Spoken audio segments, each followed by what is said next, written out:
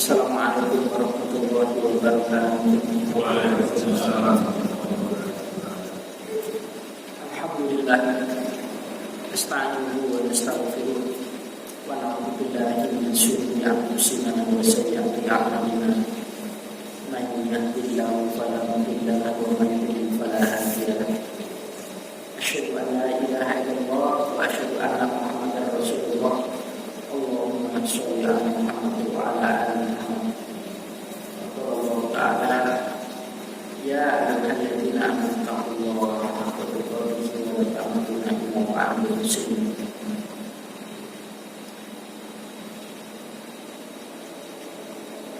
Masih melanjutkan di kitab Al-Qur'an. Kita tentang penetapan hukum.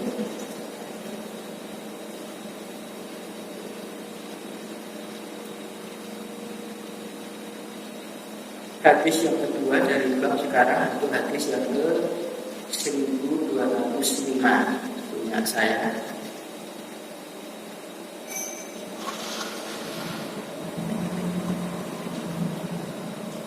Tuan Abi Hurairah radhiyallahu anhu qala Rasulullah sallallahu alaihi wasallam man waliya raqaba faqad tubiha bi ghairi sikkin. Dari Abu Hurairah radhiyallahu anhu, dia berkata, bersabdalah Rasulullah sallallahu alaihi wasallam, man waliya, barang siapa yang mengurusi atau diserai pengurusan al-qadha dari seorang penetapan hukum, seorang hakim, fakultas maka sungguh tubiha disembelih bi ghairi sikinin, tanpa pisau. Rawahu Ahmadu wa arba'atu was-sahahu Ibnu Uzaimah wa Ibnu Hibban. Jadi siapapun yang mereka itu diserai untuk mengurusi untuk penetapan hukum ini, hakim, maka sungguh dia tadi seperti dia disembelih tanpa pisau, mati pelan-pelan atau kayak siksa. Mungkin nantinya kecekik atau mungkin kejepit, kepukul dan sebagainya.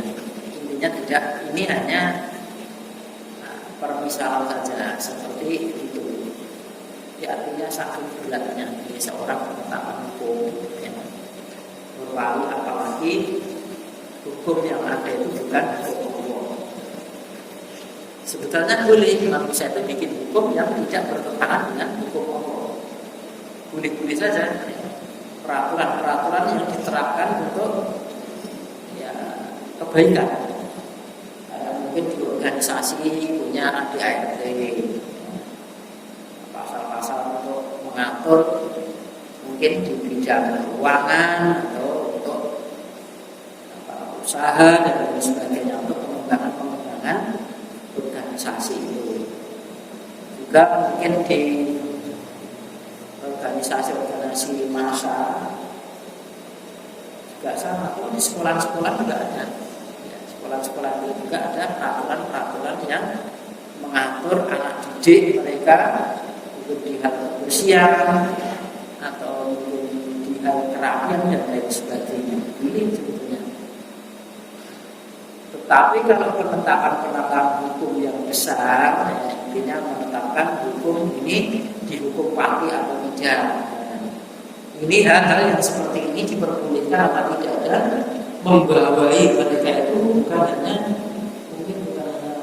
tingkat kelurahan, tingkat kabupaten, tidak, sebagian sampai tingkat satu negara, bahkan mungkin antar negara, bahkan mungkin tingkat beberapa negara. Kemudian daripada hukum-hukum yang ada ini harus diserahkan kepada orang yang memang ahlinya, sebab hukum-hukum yang kayak seperti itu harus berkesesuaian dengan apa yang dimaukan oleh Allah dan Rasulnya. Kalau tidak ada, berarti dia harus memposisikan dia itu sebagai makom mujtahid.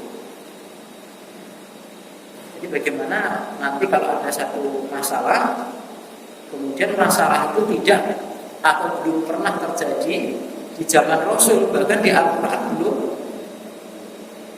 secara terang-terangan untuk hukum itu. Jadi perlu penafsiran yang lebih jadi orang-orang yang ahlinya lah, maka dia harus punya ijtihad yang ada, harus mengambil hukum mengambil hukum yang tidak bertentangan dengan syariat Islam. Bukan berat, mungkin kemaslahatan pakai. Nah, undang-undang sekarang yang dipakai undang-undang apa nih? Belum dilaksanakan, karena sudah diubah lagi. Atau mungkin dia yang bikin, kemudian dia yang melanggar sendiri. Seberapa banyaknya dan hukum yang dia, undang-undang yang dia ciptakan, kalau orang-orang yang tidak takut kepada Allah Ta'ala, ya asal orang tidak tahu saja. Orang-orang itu Masya Allah, jarang, bahkan Al-Quran yang tertulis tidak ada. Tapi hati-hati mereka itu adalah Al-Quran mereka, para sahabat itu. Sekarang Al-Quran banyak ya, bahkan tertulis di diwujudkan mushaf-mushaf itu tiap rumah ada 1-2, tapi yang mereka terapkan bukan Al-Quran. Al-Quran banyak, tapi dia tidak menerapkan dengan Al-Quran. Dulu Al-Quran tidak banyak, tapi hukum yang dipakai adalah hukum wahyu atau hukum Al-Quran. Nah, ini bagaimana dengan hakim ini? Ya sudah. Biar dipegang oleh ahlinya, ahlinya saja. Di bidang itu saja. Tidak semua orang bisa seperti itu. Sering orang itu rumongso bisa, jadi menginginkan satu jabatan kalau dia itu menduduki itu akan bisa membawa kemaslahatan umat. Padahal ilmunya tidak ada. Hitungnya itu mereka itu cuma hitung-hitungan kerja saja. Yang kerja, kalau orang kerja kan selesai kerja dapat uang, dan itu tidak dikenal di zaman Rasul. Artinya orang mendapatkan satu amanah itu tujuannya mencari duit itu tidak ada, karena orientasinya mereka itu ke akhirat. Begitu ada orang diserai rakyat satu saja, dia berbuat zalim kepada rakyatnya ini, maka dia tidak mendapatkan doa jannah, tidak mengajak rakyat untuk bertakwa kepada Allah Ta'ala. Sampai segitunya sulitnya untuk menentukan daripada keputusan-keputusan yang diputuskan oleh seorang hakim, ya, seolah-olah dia itu kayak disembelih tanpa pisau. Makanya saya kan diadukan masalah kayak Nabi Daud ini. Ada seorang perempuan, dua-duanya punya anak, kemudian ditaruhkan di pondok, ya, pondok pada gubuk, kemudian kerjanya. Setelah kembali maka bayi itu tidak rapi, jadi rebutan. Dan akhirnya oleh Nabi Daud alaihissalam diputuskan ini taman yang tuanya megang kue, megang ketua. Akhirnya dia tidak puas, mendatangilah Nabi Sulaiman alaihissalam, anaknya Nabi Daud. Nabi Sulaiman itu cerdik, bawa sini bayinya, lo ambil sikin tadi di pisau, kemudian mana banyak sebelah. Lah ibu yang satunya sudah belah saja daripada bikin rame. Lah ibunya yang muda itu, yang satunya itu dia bilang saja, kasihkan kepada ibu yang tua itu, saya tidak rela. Oh, ini anak saya. Akhirnya oleh Nabi Sulaiman dijatuhkan, ya sudah bu, berarti anak kamu. Jadi bagaimana? Ya perhitungannya Nabi Sulaiman alaihissalam, tidak mungkin orang tua punya anak itu kok mau dibelah, diperbolehkan, tidak mungkin. Sekejam-kejamnya orang tua itu tidak mungkin kepada anaknya itu mau dibunuh, jadikan dua itu tidak mungkin. Jadi itu bukan anaknya. Kebijaksanaan yang ada dalam ilmu yang ada pada visual hadis sama. Apalagi sekarang. Jangan soal hukum ini, soal fikih juga begitu berkembang. Apa yang dilakukan oleh orang-orang sekarang belum dikenal oleh orang-orang zaman dahulu, sehingga menimbulkan satu pemahaman fikih-fikih yang baru, pengambilan hadis-hadis yang mungkin sama, tapi untuk penerapan ataupun untuk mengambil kesimpulan hadis itu kadang-kadang berbeda-beda. Ada satu hadis itu penemuni di Wikipedia yang kita pandangnya seolah-olah semuanya benar. Ini perlu belajar banyak. Alhamdulillah kita bukan seorang hakim dan kita tidak menginginkan itu karena tidak punya ilmu sana. Maka sebenarnya harus orang-orang muslim itu yang harus mendalami di bidang hukum ini yang betul-betul hukum syariat. Kalau enggak, ya dipegang oleh orang-orang yang itu tadi. Kemudian dia memutuskan dengan keputusan, dia ngerti kebaikan karena tak punya iman, kadang-kadang ya diputuskan dengan pesanan. Atau mungkin dia tidak punya ilmu, memutuskan segala bentuk keputusan kemudian dengan alat jahlin, fahuwa fitnah, atas kebodohan dia, maka dia terperosok ke dalam neraka. Wa anhu qala, dan dari Abu Hurairah radhiyallahu anhu berkata, qala Rasulullah sallallahu alaihi wasallam, innahum, sesungguhnya kalian itu satahrisuna, kalian itu sama rakus berambisi al imarati, atas imarah kepemimpinan, wasataku, dan akan menjadilah kalian itu nadamatan yaumal qiyamah, penyesalan nanti di hari kiamat. Fanikmatil murdiatu, maka senikmat orang yang menyusu. Wa bisati, dan seburuk-buruk al-fatimah, orang yang disape dan disusu. Sapiannya dipedot sapinya. Rawal Bukhari itu berarti di sini. Jadi kalian itu sangat rakus pada kepemimpinan, padahal di akhirat kelak itu menjadi penyesalan buat kalian. Nah, itu bebanan kok kamu minta, kecuali kamu diminta, bebanan. Terus kemudian orang yang memegang satu imarah tadi, karena dia menginginkan pasti punya keinginan-keinginan yang lain. Kecuali memang di bidangnya ada dia itu mampu boleh apa saja boleh. Kayak Khalid bin Walid itu ketika terjadi perang Mu'tah atau perang apa itu kan pemimpin perang yang direkomendasi oleh Rasulullah semuanya wafat. Akhirnya muslim ini putar kacir, tidak ada yang mimpin. Dia memberanikan diri tanpa ditunjuk oleh Rasul.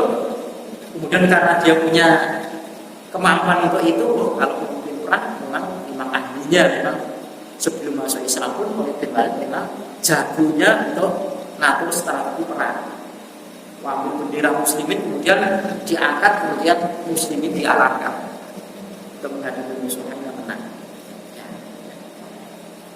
Artinya kalau memang itu ahlinya dan dia itu mampu, tidak apa-apa. Kalau tidak ada yang maju, kita maju. Karena mungkin satu kampung ini diperlukan seorang pemimpin, kardus, tidak ada yang maju. Kita punya ke sana, tidak apa-apa. Mungkin kalau keneten, insya Allah turun. Tapi mungkin sedoyo pemajuan desa kita rembuk bareng-bareng misalnya ini. Yang puluhan jenengan tegur, saling menasihati. Rakyat menasihati, kadang-kadang menasihati pemimpin menasihati kepada rakyat. Pemimpin mendoakan rakyatnya, kemudian rakyat mendoakan pemimpinnya. Jadi keinginan menjadi pemimpin yang jujur itu tidak apa-apa. Baik kan? Diperlukan pemimpin yang baik. Sebagaimana rakyat yang baik itu juga diperlukan. Jadi kalau rakyatnya baik, pemimpinnya baik, ya, kan, seperti Imam Ali ditanya, Imam Ali dulu ketika pemimpinan Abu Bakar As-Siddiq radhiyallahu anhu, kepemimpinan Umar bin Khattab radhiyallahu anhu, kepemimpinan Utsman bin Affan radhiyallahu anhu, Muslimin tidak terpecah sebagaimana parahnya engkau itu memilih, engkau terpilih menjadi pemimpin ini, engkau itu yang mimpin, gitu. Tapi engkau yang mimpin ini lebih parah dari itu. Imam Ali itu orang punya ilmu, ya. Memang benar, tidak seperti mereka.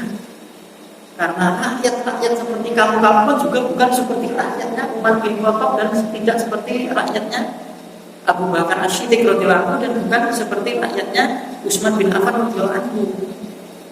Kalau kalian seperti rakyatnya mereka sama sebetulnya. Kata si Ali bin Abi Thalib. Jadi menunjukkan bahwasanya rakyat pun juga harus baik. Pemimpin yang baik dari rakyat ya. Penyesalan di sini artinya banyak tanggungan. Kan dia orang yang dia tanggung.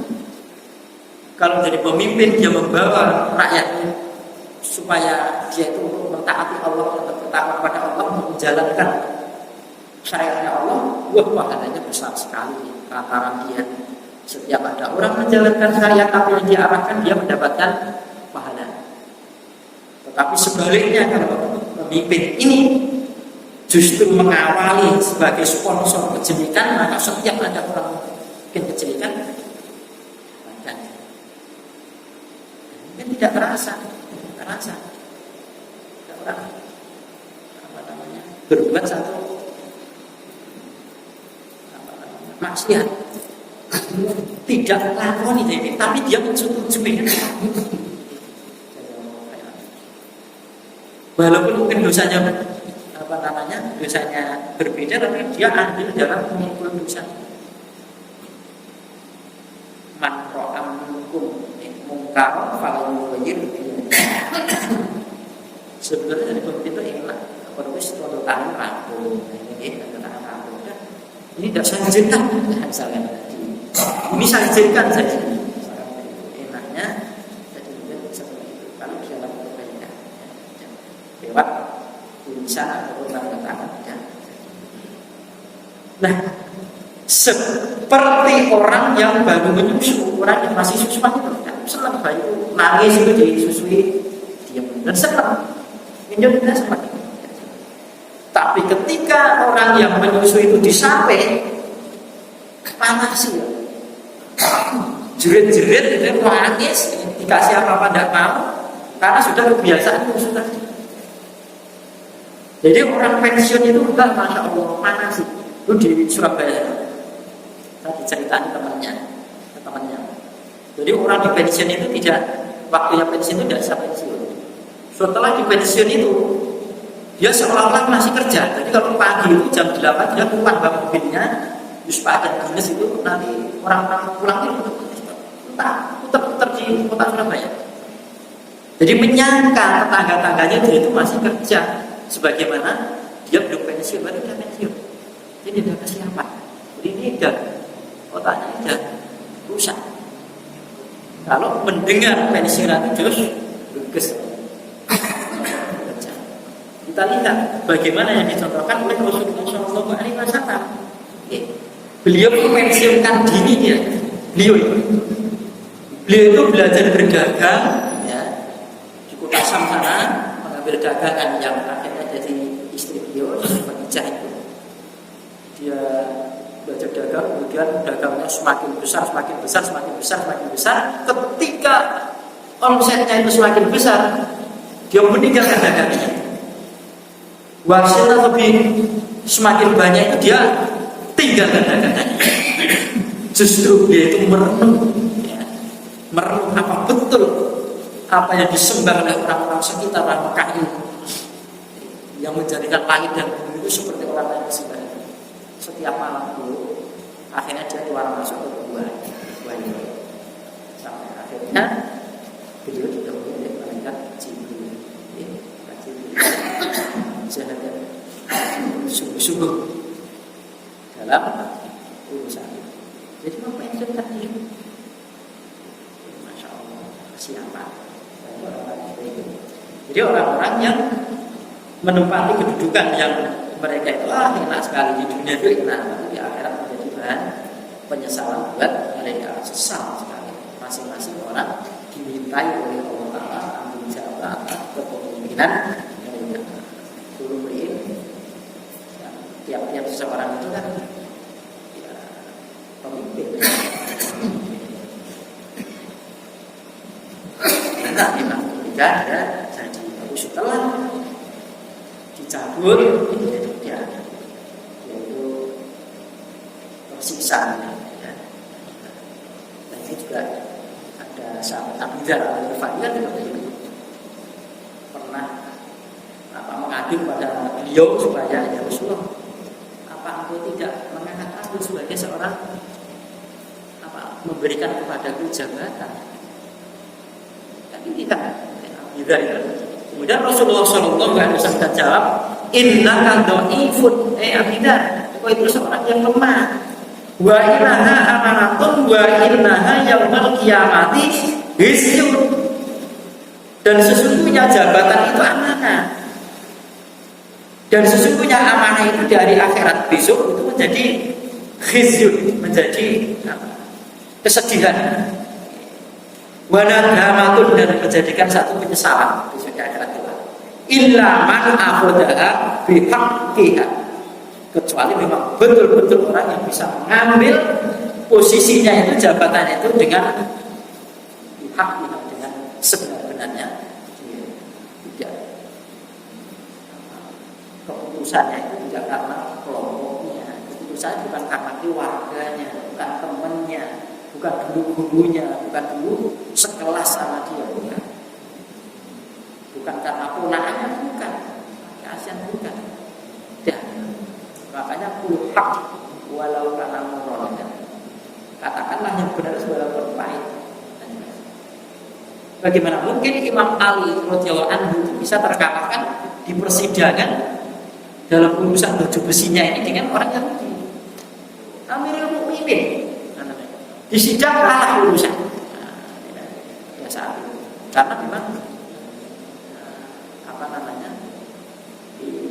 hakimnya itu menghukumi dengan apa yang ada dalam kenyataan itu. Baju besinya nyatanya di sana. Imam Ali tidak bisa memberikan satu hujah. Nah, pindahnya kapan dan di mana dia tidak bisa memberikan hujah yang seperti berikutnya. Ini baju besi saya.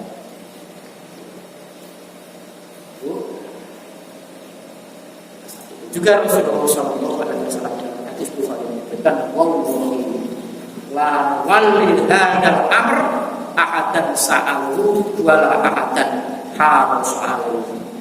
Demi Allah, saya tidak akan mewalikan ini, tidak akan mengangkat menjadi wali urusan ini pada seorang yang meminta. Tidak sampai. Wala ahadan, artinya tidaklah juga saya akan memberikan kepada seorang pun yang harusan yang rakus, yang ambisi dengan jabatan tadi. Tidak akan berikan. Dan sekarang tidak ada orang yang minta. Jauh-jauh hari dia ada pasang macam-macam bagaimana supaya orang itu tertarik kepada dia. Bagaimana caranya? Ya, bagaimana? Bahkan menipu-nipu kadang-kadang. Bagaimana caranya supaya dia itu bisa menduduki apa yang dia inginkan.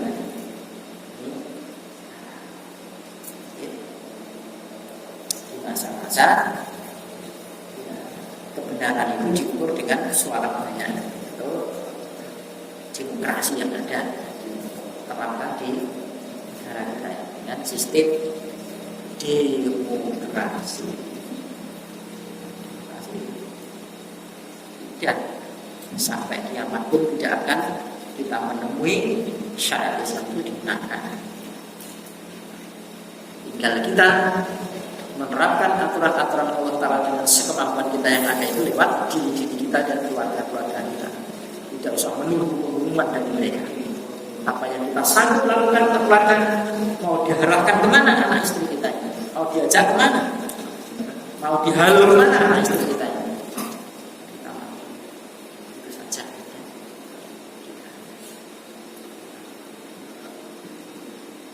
Wa an Amr bin Ashim annahu sami'a Rasulullah sallallahu alaihi wasallam yaqul, dan dari Amr bin Ash annahu bahwasanya dia sami'a telah mendengar Rasulullah sallallahu alaihi wasallam yaqul, beliau bersabda, idza ahadakum, apabila salah satu, idza hakama, apabila menghukumi,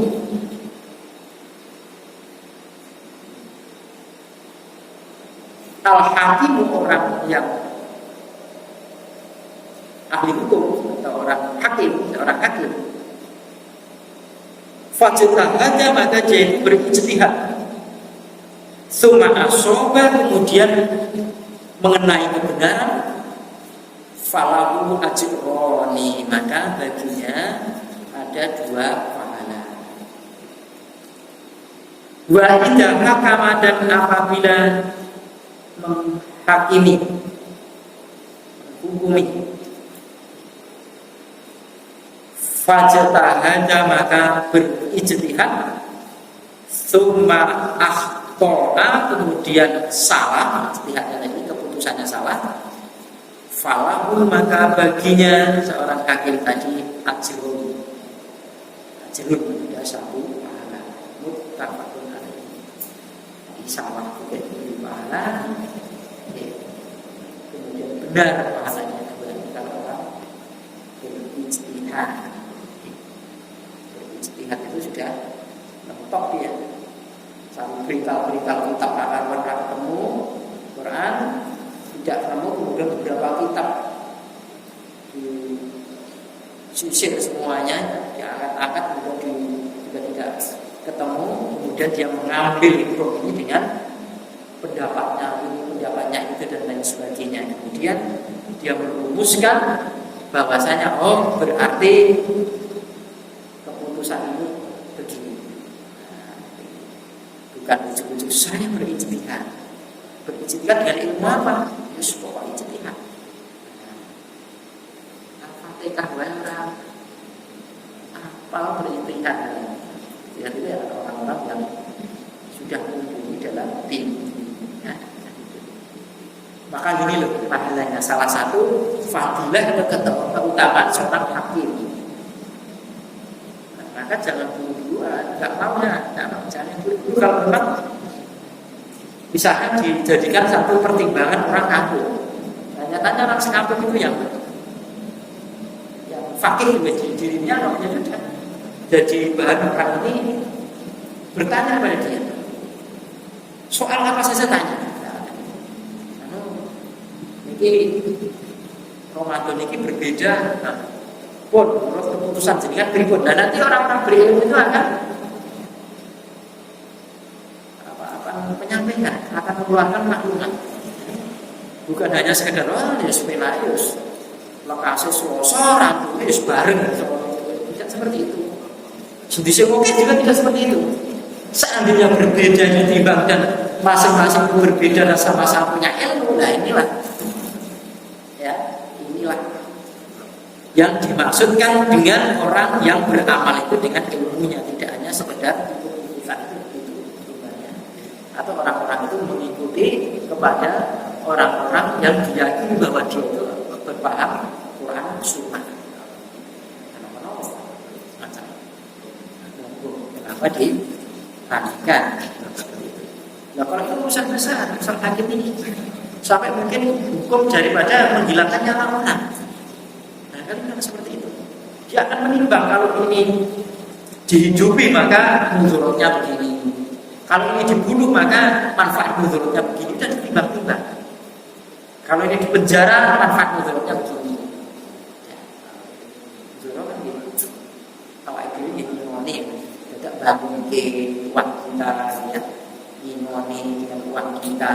kemudian yang juga digaji dengan uang kita misalnya. Itu hal-hal yang paling seperti ini. Maka dari hal yang semacam ini, dari seorang hakim yang berat, tapi kalau dia berilmu soal itu maka dia akan mendatangkan pahala yang besar. Tapi ini rasanya juga tidak setiap orang bisa. Karena kan Allah kan hukuman itu dia ada TPM itu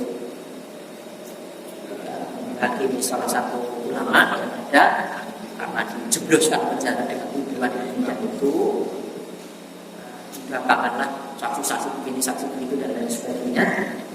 TPM akan bicara itu adalah supaya saksi-saksi ini didatangkan bukan hanya suara saja. Karena suara nembak lewat telepon tidak bisa didatangkan, padahal bisa didatangkan. Kalau ini hal semacam ini maka ya menjadi batal dalam karena kamu kan dan berat, akhirnya berat. Terus ada orang nanya ini kan, kok tidak dibela nih, sing diputus kewel juga undang-undang seperti itu kok. Nah, kalau memang yang terjadi seperti itu maka inilah orang-orang yang berilmu akan menimbang betul ini bukan undang-undang atau bukan syariat Allah yang dipakai. Tetapi orang yang terkena jerat hukum ini adalah orang yang banyak dimanfaatkan umat. Maka akan ditimbang maldorot dan manfaatnya. Kalau ini dibiarkan saja seperti itu, berarti nanti semuanya akan diginikan. Tidak ada yang membelah. Melenggang ya kan, sesukanya itu berbuat kepada orang-orang yang gigih dalam kebaikan. Kalau tidak diginikan, biar jelas. Iya, tidak bisa dikebiang-biang. Kalau bisa itu kan apalagi dikebiang-biang. Ada pencuri malah diudani dikit patutnya juga ada. Itu malah tambah parah. Hukum saya juga tidak, gitu dia kayak orang itu disuruh menutupi aurat dan kita malah Masya Allah itu benar. Gen kapok katanya dia. Kapok yo, nyatanya ya orang kapok. Malah nah, dia sudah kebal malu kok ya. Seperti itu. Malah tambah parah lagi ya, tambah pelanggaran kalau ada yang semacam seperti itu. Atau hal-hal yang selainnya itu dijendoi misalnya. Dia orang miskin akhirnya dia berpikiran nyolong. Dibayar nyolong. Malah tambah hal semacam itu. Nah, ini diserahkan kepada orang-orang yang kalau yang di dalam hadis ini adalah orang yang berijtihad dengan hukum-hukum yang besar, urusan-urusan muslimin keseluruhan. Banyak kan kita. Wa Abi Bakar radhiyallahu anhu qala sami'tu Rasulullah sallallahu alaihi wasallam la yahkumu ahadun baina itsnaini wa huwa ghadban muttafaqun alaihi. Dari Abi Bakar radhiyallahu anhu, dia berkata, dia pernah mendengar Rasulullah sallallahu alaihi wasallam bersabda, janganlah kalian menghukumi salah satu di antara dua orang yang dia itu orang yang keadaan dia itu marah, keadaan dia yang hukum itu marah. Jangan kamu janganlah menghukumi akadun seorang hakim jangan menghukumi dua orang yang berselisih punya masalah, kemudian dia itu lagi marah, hakimnya dua hakim tadi keadaannya marah memutuskan ya sudah. Marah itu bagian-bagian daripada syaitan. Apa yang bisa dilakukan oleh yang marah? Kalau orang-orang yang ada pelanggan, malam itu takut. Nah, istri saya hilang, istri hilang, bilangnya kemana? Sangat jauh, saya nggak tahu. Jadi kalau jenengan boleh ada, dan dia bertahun-tahun jadi istri jenengan, dia tanggung jawab jenengan itu. Dia ketemu, ya, nanti saya ajak sana. Nanti sama ke sana, nah, kalau ke sana punya urusan sama istri, jangan datang sendiri. Perkara ini beda, teko dhewe ya sudah. Aku sing leren tidak mungkin, istri saya begini pasti begitu. Tapi kalau datang berdua ya sudah, apa masalahnya? Jadi itu belum pernah. Karena datang, dan saya bukan orang yang ahli dalam menguji soal itu. Buat cari tokoh yang lain. Memang dulu ngaji kan saya. Dulu setelah nikah, saya tidak tahu setelah nikah itu bagaimana, bukan tanggung jawab saya setelah nikahnya. Dan tidak dituntut. Kok udah ngaji ini kok rati amat ya terserah dia. Terserah dia. Seorang itu cuma menyampaikan, ngajak satu kebaikan. Pertama, supaya dirinya itu juga terjaga, bisa melaksanakan apa yang dia sampaikan sekemampuan dia yang ada. Kemudian bagi orang-orang yang itu juga ada kewajiban. Tidak ditangguhkan kalau ada bebanan-bebanan yang seperti bahkan Rasulullah SAW pun juga tidak menjadikan orang-orang yang masuk neraka itu kemudian Rasulullah SAW itu menjadikan tumbal baginya, tidak disertai pada mereka, ya. Menyampaikan saja karena tugasnya menyampaikan. Tapi menyampaikan itu bukan berarti terus kalian saja ya yang bertakwa pada Allah. Usah tidak, bukan begitu. Kabur maqtan indallahi at-taqulu ma la taqulu. Justru besar dosanya bagi orang-orang yang mengatakan sesuatu kemudian dia tidak melakukan. At-taquluna nasa bil birri wa tansawna anfusakum wa antum taqluna kita. Apalah taqulun. Apakah kalian cuma mengajak baik pada orang lain? Sementara kamu tidak berbuat satu kebaikan, ya? Apa yang kamu lakukan pada kamu suruhkan pada orang itu, padahal kamu juga bercita-cita.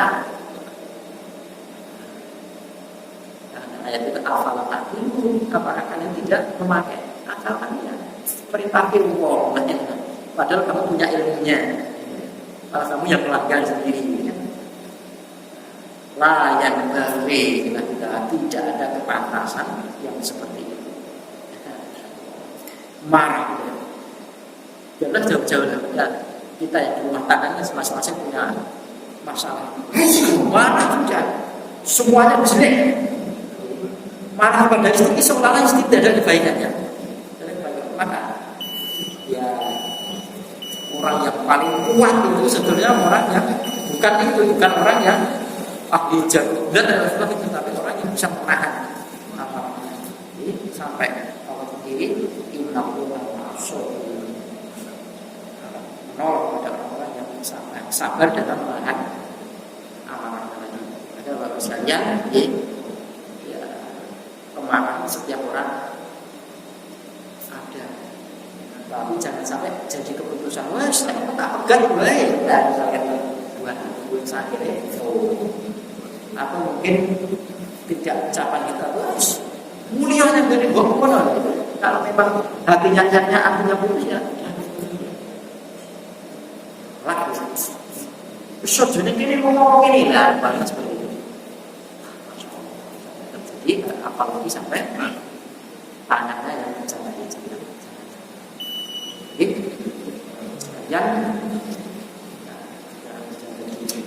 jangan sampai jadi orang-orang yang memutuskan segala keputusan yang kita tanggung pada anak kita, pada istri kita, memberikan beban yang mereka itu tidak sanggup, hanya pelampiasan buat kita ketika kita Pak Guru yang astagfirullah.